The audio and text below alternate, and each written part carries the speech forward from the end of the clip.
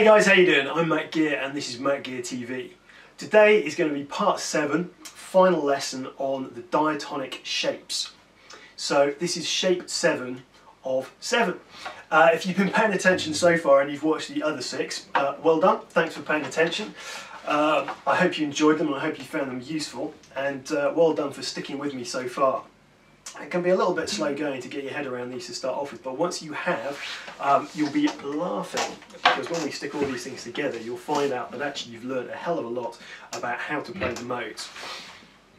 So today is going to be shape 7, which is known as the Locrian shape. So previously we've looked at Ionian, playing in the key of G, Ionian, Dorian, Phrygian, Lydian, Mixolydian, Aeolian, the natural minor, and this is the final one, Locrian. If we go up one more step from Locrian, we're basically back up an octave, so you're back into playing the Ionian shape again. So remember, this is cyclical. There's only, once you've gone up the scale, you're back to where you started from.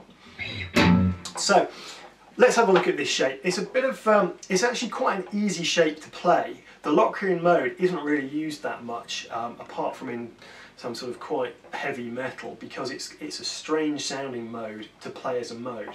But again, as I said before, what makes it a mode isn't the shape that you're playing, it's the chords that you're playing over.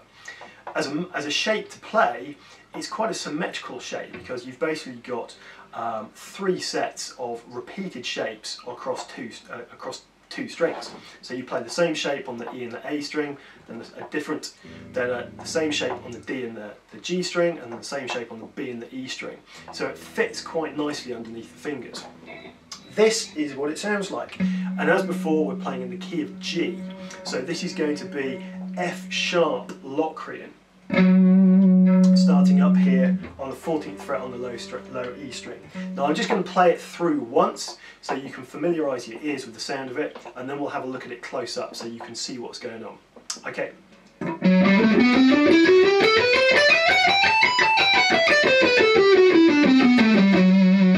So as I said, it's quite an odd sounding mode if you're working from the root note, but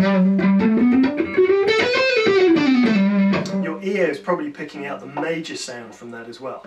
So let's have a look at this close up and you can see how it works. So we're starting on the 14th fret of the low E string, and to start off with we've got a half step, whole step shape.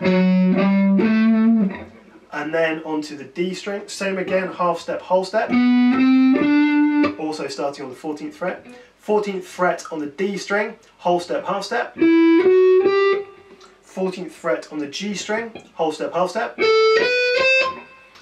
15th fret on the B string, whole step, and finally whole step on the high E string, again starting on the 15th fret.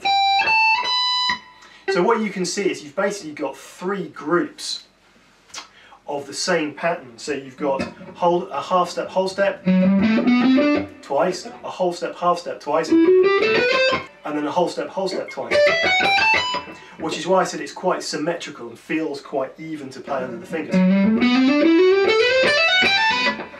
So one more time, up and down.